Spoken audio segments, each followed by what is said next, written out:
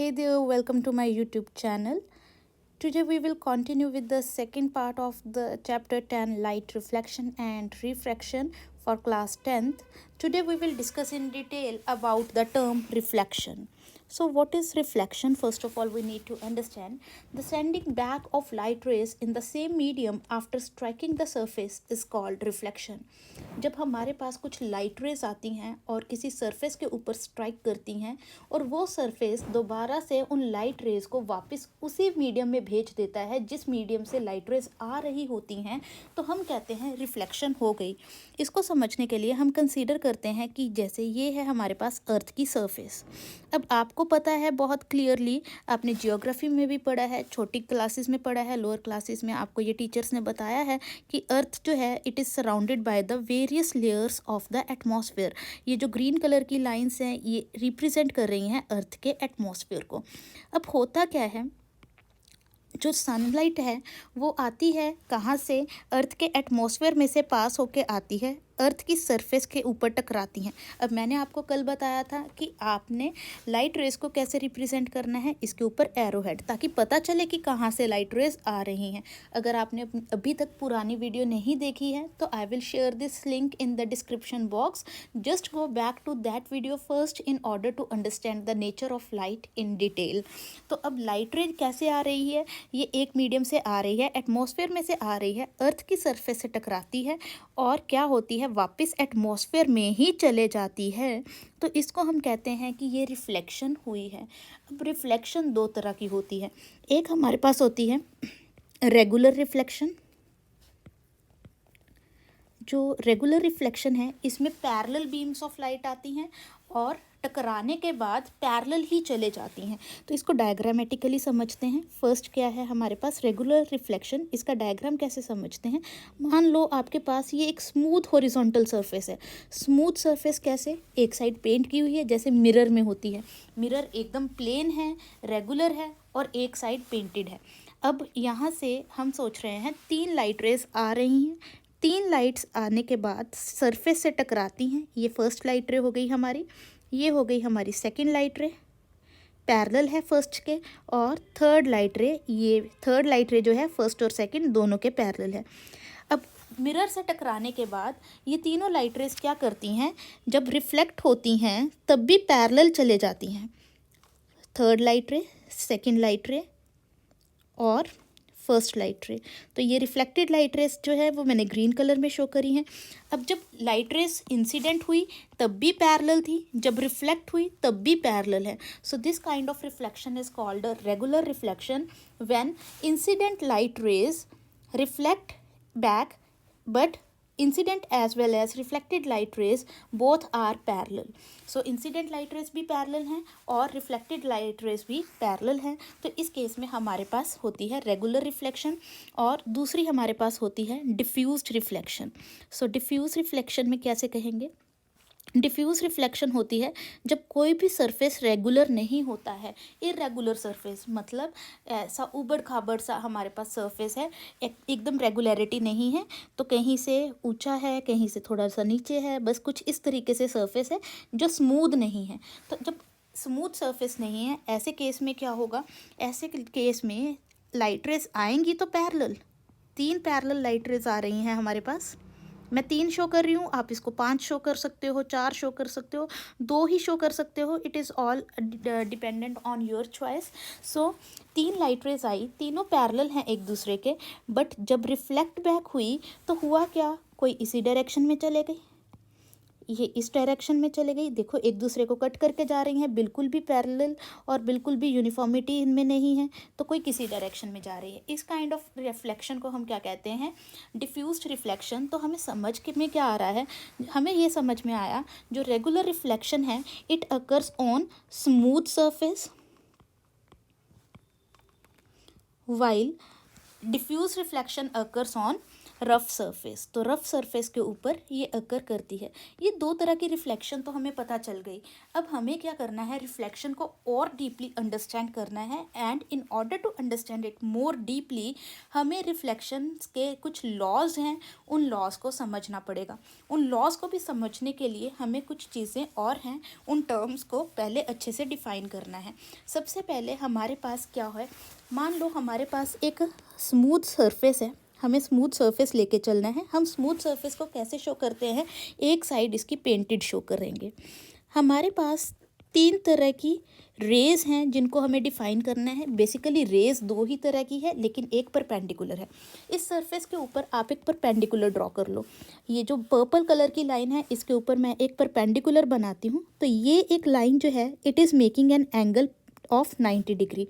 तो जब परपेंडिकुलर होता है, मैथमेटिक्स में हमें टर्म सिखाई गई थी, इसको हम बोलते हैं नॉर्मल। इस नॉर्मल के साथ आपने कोई भी रे वर्ड नहीं लगाना है। यूजुअली बच्चे क्या करते हैं, नॉर्मल रे बोल देते हैं। नॉर्मल रे नहीं बोलना है, हमें इसे नॉर्मल ही बोलना है, और परपेंडिकुलर भी नहीं बोलना है, क्योंकि ये नॉर्मल है, क्योंकि ये 90 डिग्री का एंगल बना रहा है। अब हमारे पास लॉज ऑफ रिफ्लेक्शन समझने से पहले कुछ और टर्म्स जो हम समझने वाले हैं वो क्या है।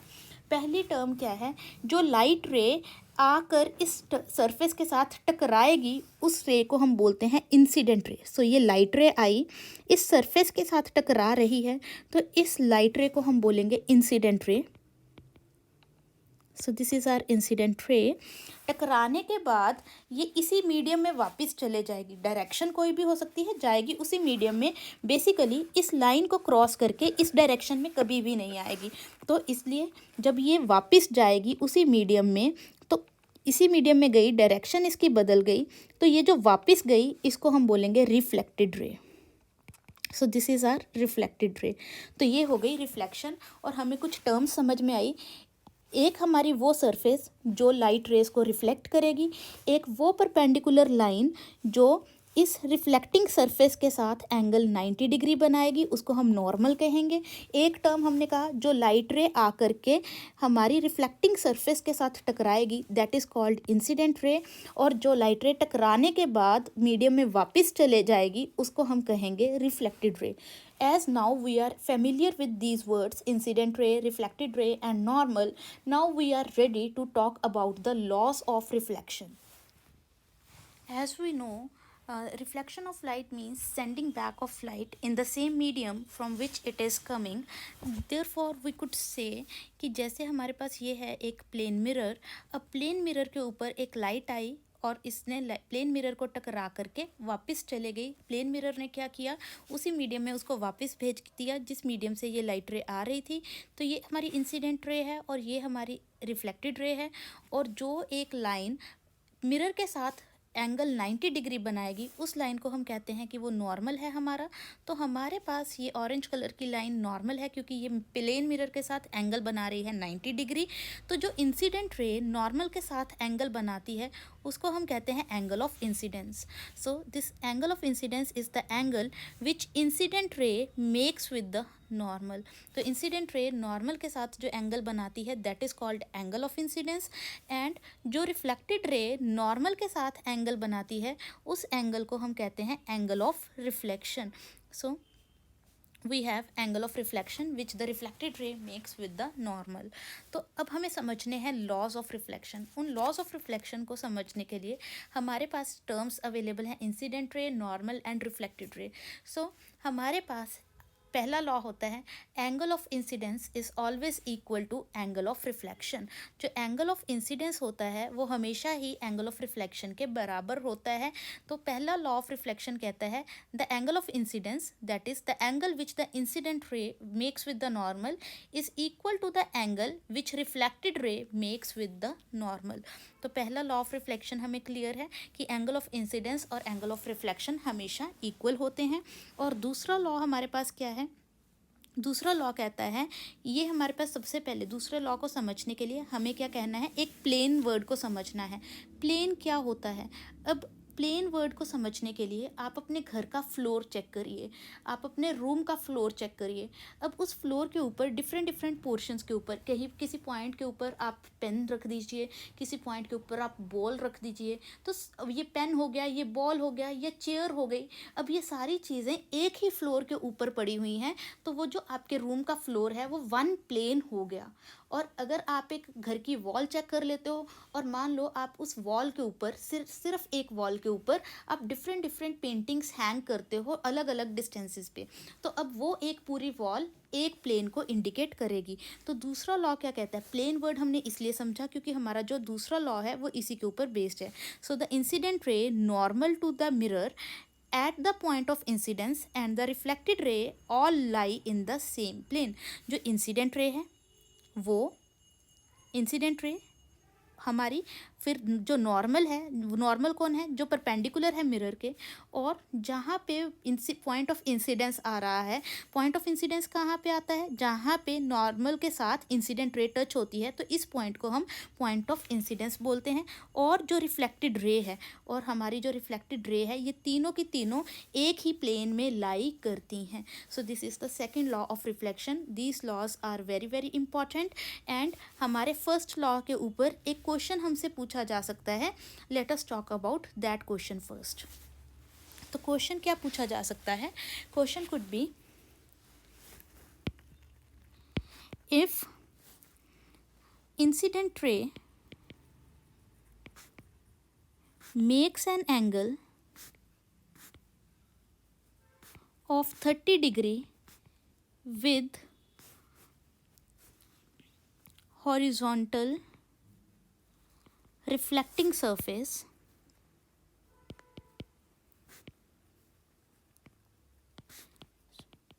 find the angle of reflection। तो यहाँ पे आप सीधा नहीं कहोगे कि मैम ने हमें करवाया है कि angle of incidence is always equal to angle of reflection, तो एंगल ऑफ इंसिडेंस 30 डिग्री हो गया तो एंगल ऑफ रिफ्लेक्शन भी 30 डिग्री होगा। नहीं, इसमें थोड़ा सा एक ट्रिक है जो आपको ध्यान से देखना है। आपको क्या गिवन है? ये आपकी रिफ्लेक्टिंग सरफेस है जो हॉरिजॉन्टल है, जो एक्स एक्सिस के अलॉन्ग लाइन लगाते हैं हम उसको हॉरिजॉन्टल सरफेस बोलते हैं। और अब हमें क्या बनाना है? नॉर्मल। तो नॉर्मल हमारा रहा यहाँ पे, जो इस रिफ्लेक्टिंग सरफेस के साथ एंगल बना रहा है 90 डिग्री, और ये हो गई हमारी इंसिडेंट रे जो पॉइंट ऑफ इंसिडेंस को टच कर रही है। सो this is the point of incidence. अब ये इंसिडेंट रे हॉरिजॉन्टल के साथ एंगल बना रही है 30 डिग्री। तो हॉरिजॉन्टल लाइन तो ये हुई हमारी, तो ये हो गया 30 डिग्री। तो हमें ढूंढना है एंगल ऑफ रिफ्लेक्शन कितना होगा। अब हमें यहाँ पे थोड़ा सा ट्रिक यूज़ करते हुए देखना है कि ये और ये एंगल हमारे पास है 90 डिग्री, क्योंकि नॉर्मल और रिफ्लेक्टिंग सरफेस के बीच में एंगल होता है 90 डिग्री।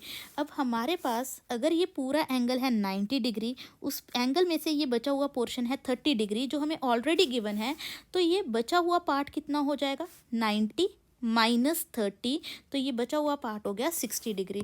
तो हमारे पास यहाँ पे एंगल ऑफ इंसिडेंस बना 60 डिग्री, तो देयरफॉर एंगल ऑफ रिफ्लेक्शन भी कितना होगा? एंगल ऑफ रिफ्लेक्शन भी हमारा 60 डिग्री। अगर हमें क्लियर है ये डेफिनेशन कि हमारे पास एंगल ऑफ इंसिडेंस वो एंगल होता है जो इंसिडेंट रे नॉर्मल के साथ बनाती है, so it will become easier for us to find the angle of reflection.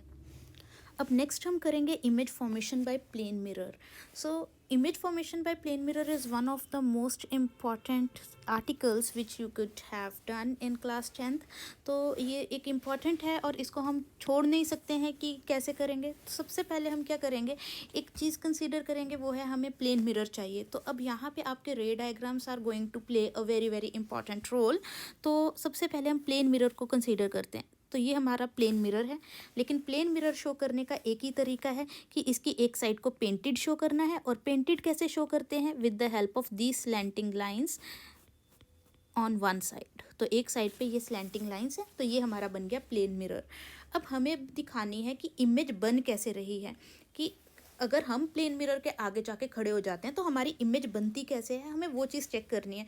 लेकिन अब हम एक पर्सन को तो खड़े नहीं कर सकते हैं इस पॉइंट के ऊपर कि प्लेन मिरर के ऊपर कैसे खड़े कर दें। हमें एक नॉर्मल सा कोई ऑब्जेक्ट कंसीडर करना है। तो ऑब्जेक्ट हम कंसीडर करते हैं अपने एक एरो हेड को। तो इसको मान लो कि ये आपका ऑब्जेक्ट है। अब अगर ऐसे एक स्ट्रेट लाइन रहेगी, आपको ना तो इसके हेड का पता है ना इसके फुट का पता है, तो मैं क्या करती हूँ, इसके ऊपर ऐसे एरो बना देती हूँ। तो ये इसका जो ए पॉइंट है, this is the head of the object, और जो मिरर के साथ टच हो रहा है that is the foot of the object, और इस पॉइंट को हम मार्क कर लेते हैं बी। अब हमारे पास कुछ लॉज ऑफ रिफ्लेक्शन भी लगेंगे, उनकी हेल्प के साथ हम देखेंगे कि इमेज कैसे फॉर्मेशन होगी। तो मान लेते हैं कि जो आपकी आई है वो यहाँ पर है, यहाँ पर आप यहाँ से देख करके आप ऑब्जेक्ट की इमेज को ऑब्जर्व कर रहे हो कि आप कहाँ से इमेज कैसे देख पाओगे, मिरर के पीछे इमेज कैसी बनेगी। अब हमें कम से कम 2 लाइट रेज की ज़रूरत होती है इमेज फॉर्म करने के लिए। तो पहली एक लाइट रे इसके हेड से निकली और ये इसने यहाँ पे स्ट्राइक कर दिया, तो ये पहला पॉइंट ऑफ इंसिडेंस बन गया हमारा। तो अगर पहला पॉइंट ऑफ इंसिडेंस बन गया तो यहाँ पे हम क्या बना लेंगे, एक नॉर्मल। जहाँ पे पॉइंट ऑफ इंसिडेंस होता है वहाँ पे हम नॉर्मल क्रिएट कर देते हैं। ये है हमारा नॉर्मल 1, N1 लिख लेती हूँ मैं इसको। तो अब दूसरी लाइट रे, कम से कम 2 इंसिडेंट लाइट रेज की ज़रूरत होती है। किस काम के लिए ज़रूरत होती है 2 इंसिडेंट लाइट रेज के लिए, इमेज फॉर्मेशन के लिए। बिना 2 लाइट रेज के हम कभी भी इमेज को फॉर्म नहीं करवा सकते। और दूसरी लाइट रे मान लो जो निकल के गई वो यहाँ पे जाके स्ट्राइक कर गई, तो ये दूसरा पॉइंट ऑफ इंसिडेंस हो गया। So this is second point of incidence. अब यहाँ पे भी हम दूसरे पॉइंट ऑफ इंसिडेंस पे भी हमने क्या ड्रॉ कर ली, एक नॉर्मल। ये हमारी आ गई N2। मैं आई की पोजीशन थोड़ी सी शिफ्ट कर रही हूँ कि मान लेते हैं हम थोड़ा दूर से ऑब्जर्व करेंगे। तो अब हमारे पास क्या है, अब ये हमारे पास हो गया एंगल ऑफ इंसिडेंस। तो अगर ये एंगल ऑफ इंसिडेंस है I1, तो जितना एंगल ऑफ इंसिडेंस है उतना ही एंगल ऑफ रिफ्लेक्शन बनेगा, और ये लाइट रे इस डायरेक्शन में रिफ्लेक्ट हो जाएगी। सो ये बना एंगल ऑफ रिफ्लेक्शन R1। तो angle of incidence angle I1 is equal to angle R1। हमने लॉ ऑफ रिफ्लेक्शन लगा दिया, जितना एंगल ऑफ इंसिडेंस होता है उतना ही एंगल ऑफ रिफ्लेक्शन होता है। तो अब यहाँ पर चेक करें तो यहाँ पर ये वाली हमारी इंसिडेंट रे है, और ये N2 के साथ कुछ और एंगल बना रही है जो I1 के बराबर नहीं है। ये एंगल छोटा है और ये क्लियरली एंगल बड़ा है। तो अब हमारे पास ये एंगल आ गया I2। This is the angle of incidence which is made by the second light रे। तो जितने एंगल ऑफ इंसिडेंस यहाँ पे बना उतने ही एंगल ऑफ रिफ्लेक्शन के साथ ये लाइट रे इस डायरेक्शन में चले जाएगी। तो ये देखो, ये लाइट रे इस डायरेक्शन में चले गई बहुत दूर, और जितना एंगल ऑफ रिफ्लेक्शन I2 है उतना ही जितना एंगल ऑफ इंसिडेंस I2 है उतना ही एंगल ऑफ रिफ्लेक्शन है R2। तो यहाँ पे भी हमने वही रूल के साथ लिखा, angle I2 is equals to angle R2। अब हमारे पास इमेज कहाँ पे बनती है, this is the important point to know. Image is always formed when 2 reflected light rays tend to meet each other. जिस पॉइंट पे रिफ्लेक्टेड लाइट रेज एक दूसरे से मिलती हुई नज़र आती हैं या सच में वहाँ पे मिलती हैं, तो उस पर्टिकुलर पॉइंट के ऊपर इमेज की फॉर्मेशन हो जाती है। अब ये लाइट रे इस डायरेक्शन में चले गई, ये है हमारी रिफ्लेक्टेड रे, ये भी हमारी दूसरी रिफ्लेक्टेड रे, ये इस डायरेक्शन में चले गई। अब अगर आप इन लाइट रेज को एक्सटेंड करके देखो ये डायरेक्शन में, और इस लाइट रे को एक्सटेंड करके देखो ये डायरेक्शन में, ये लाइट रेज तो एक दूसरे से बहुत दूर जा रही हैं। इसका मतलब इस डायरेक्शन में कहीं पे भी ये लाइट रेज एक दूसरे को नहीं मिलेंगी। और अगर हम यहाँ से इसको ऑब्जर्व कर रहे हैं, ये हमारा विजन पॉइंट है जहाँ से हम इसको ऑब्जर्व करने की कोशिश कर रहे हैं, तो जब ये लाइट रेज हमें नज़र आएंगी हमें ऐसा लगेगा ये लाइट रेज पीछे से किसी एक पॉइंट से निकल के आ रही हैं। हम वो लाइन को एक्सटेंड कर देंगे, ये लाइन एक्सटेंड हो गई, और इस लाइन को भी पीछे की डायरेक्शन में खुद से एक्सटेंड कर देंगे। जहाँ पे ये लाइट रेज मिलती हुई नज़र आती हैं वहाँ पे इमेज फॉर्म हो जाती है। तो ये दोनों लाइट रेज अपने आप नहीं मिली हैं, हमने पीछे को एक्सटेंड करके इनको मिलाया है। तो यहाँ पर ये हमारा A' जो पॉइंट है यहाँ पर इमेज फॉर्म हो जाती है, ये हमारे पास इमेज फॉर्म हो गई।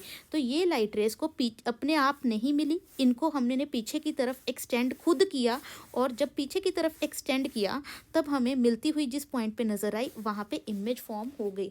दोबारा से ये बात आप ध्यान में रखिए कि रिफ्लेक्टेड लाइट रेस जहाँ पे या तो अपने आप मिलती हैं, या हमें लगता है कि वहाँ पे एक पॉइंट पे जाके मिलेंगी, उनको हम कहते हैं कि यहाँ उस पर्टिकुलर पॉइंट के ऊपर इमेज फॉर्म हो जाएगी। तो ये लाइट रेस अपने आप तो पीछे की डायरेक्शन में नहीं मिल रही थी, लेकिन हमने इनको खुद से यहाँ पे पीछे की डायरेक्शन में मिलाया है, तो हमें इमेज पीछे की डायरेक्शन में बनी हुई नज़र आएगी। So this is the image formed by plane mirror. अब इसकी प्रॉपर्टीज़ को समझते हैं या करैक्टरिस्टिक्स को समझते हैं। सो पहली प्रॉपर्टी क्या है? सबसे पहले आपने ये लाइट रेस को खुद मिलाया है, अपने आप नहीं मिली हैं। आने वाले सारे अगले पार्ट्स में आप चेक करोगे कि कहीं पे लाइट रेस अपने आप मिल रही हैं। जब हम रूल्स को फॉलो करेंगे तो जब इमेज फॉर्मेशन हो रही है तो अपने आप light rays, reflected light rays अपने आप मिलती हुई नज़र आएंगी। तो जहाँ पर अपने आप मिलती हुई नज़र आएंगी वहाँ पे रियल इमेज बनती है, और यहाँ पे आपके पास कैसी इमेज बनती है? वर्चुअल। सो पहली प्रॉपर्टी है virtual image is formed. Virtual image is formed. अब वर्चुअल का मतलब क्या हुआ? एक होती है रियल और एक होती है वर्चुअल। अब जब आप रियल और वर्चुअल की बात करते हैं तो आपको बुक में लिखा हुआ मिलेगा, real image is the image which is formed in which could be obtained on the screen. Real image वो इमेज होती है जिसको स्क्रीन के ऊपर ऑब्टेन किया जा सकता है। और वर्चुअल इमेज के बारे में लिखा हुआ मिलेगा, virtual image is the image which could not B obtained on the screen. अब ये पॉइंट बड़ा कंफ्यूजिंग लगेगा कि क्या मतलब है स्क्रीन पे ऑब्जर्व होती है, क्या मतलब है कि स्क्रीन के ऊपर ऑब्जर्व जो है फॉर्म नहीं होती है। सो हम समझ के देखते हैं। अब लेट्स से कि आपने क्या किया, आप एक अच्छा सा पोज बना करके एक अच्छी सी लोकेशन पे खड़े हो और आपने किसी को बोला कि आपके मोबाइल के साथ आपकी फ़ोटो क्लिक कर दी जाए। तो आप अपना मोबाइल किसी को हैंड ओवर करते हो उसमें अपनी फ़ोटो क्लिक करवाने के लिए। अब किसी पर्सन ने आपकी फ़ोटो क्लिक कर दी कि आपकी फ़ोटो कैप्चर हो गई। अब आपने उसको खुद चेक कर लिया, आपको वो पसंद आई या नहीं पसंद आई वो सेकेंडरी है, लेकिन आप अपनी उस फ़ोटो को देख पा रहे हो उस जगह से हटने के बाद भी। तो अब आप अपनी फ़ोटो को मोबाइल के अंदर देख पा रहे हो कि आपने ये फ़ोटो कब क्लिक करी थी और किस लोकेशन पे क्लिक करी थी। तो ये थी आपकी रियल इमेज। लेकिन अब आप क्या करते हो, सुबह रेडी होने के लिए मिरर के आगे खड़े हो। मिरर के आगे खड़े होकर के आपने अपने आप को स्कूल के लिए रेडी किया और अब आप मिरर से साइड हट गए। अब आपकी जगह उस मिरर के आगे आकर आपका कोई पेरेंट खड़ा हो गया, या आपके मदर खड़े हो गए हैं, या आपके फादर उस मिरर के आगे खड़े हो गए हैं। तो क्या किसी को पता है कि पीछे पहले इस मिरर के आगे कौन खड़ा था?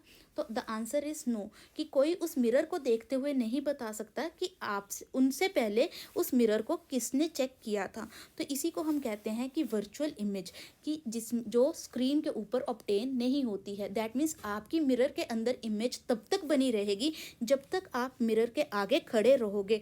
तो इसका मतलब जो रियल इमेज है वो स्क्रीन के ऊपर ऑब्टेन हो जाती है, और जो वर्चुअल इमेज है वो स्क्रीन के ऊपर ऑब्टेन नहीं होती है। अगर आप मिरर के आगे खड़े हो आपकी इमेज तब तक दिखती है जब तक आप उसके सामने हो। जब आप मिरर के सामने से हट जाते हो तो आपकी इमेज भी उसमें से गायब हो जाती है। So virtual image is formed. और कभी भी ऐसा नहीं होता कि जब आप मिरर के सामने खड़े हो तो आपका जो हेड है वो डाउनवर्ड डायरेक्शन में चला जाए और जो आपके फीट हैं वो अपवर्ड डायरेक्शन में आ जाएं। तो आपकी इमेज सीधी होती है। मीन्स आपका हेड ऊपर है तो इमेज का हेड भी ऊपर है, और आपके फीट नीचे हैं तो आप इमेज के फीट भी नीचे हैं। सो इसको हम बोलते हैं erect. It is not inverted, it is erect. Virtual image हमेशा ही फॉर्म जो होती है वो इरेक्ट होती है। Virtual image is formed and is erect. तो virtual image is always erect, और याद रखो real image is always inverted. तो अपसाइड डाउन होती है रियल इमेज, लेकिन एज इट इज़ होती है वर्चुअल इमेज, इरेक्ट होती है। सेकंड हमारे पास, जितना आप मिरर के आगे जाओगे, जितना आप मिरर की तरफ बढ़ोगे उतनी इमेज भी आपकी तरफ बढ़ेगी, और जितना आप मिरर से पीछे जाओगे उतनी आपकी इमेज भी मिरर से पीछे चले जाएगी। सो हम कहेंगे distance of image from the mirror is equal to distance of object placed in front of it. तो जितना आप मिरर के सामने जाके खड़े हो जाओ खुद ही। तो क्या करो, मिरर के पास पहुंचो, जितना आप मिरर के पास पहुंचोगे उतना ही इमेज आपके पास पहुंच जाएगी, जितना आप मिरर से पीछे जाओगे उतनी ही इमेज भी आप मिरर से पीछे चले जाएगी। तो तीसरा पॉइंट क्या है, अब मिरर के सामने तो खड़े ही हो, तो क्या करो, अपने राइट हैंड को रेज करो। तो अब राइट हैंड को रेज करोगे तो मिरर का जो इमेज है बना है, मिरर के अंदर जो इमेज बनी हुई है, तो उस इमेज का लेफ्ट हैंड रेज होगा। मतलब और अगर आप अपना लेफ्ट हैंड रेज करोगे तो मिरर के अंदर जो इमेज बनी हुई है उसका राइट हैंड रेज होगा। दैट मीन्स आपका लेफ्ट इमेज का राइट होगा और आपका राइट इमेज का लेफ्ट होगा। तो इसका मतलब क्या हुआ कि आपका left appears right and right appears left. इस प्रॉपर्टी को हम क्या कहते हैं, lateral inversion. So image formed by plane mirror is laterally inverted,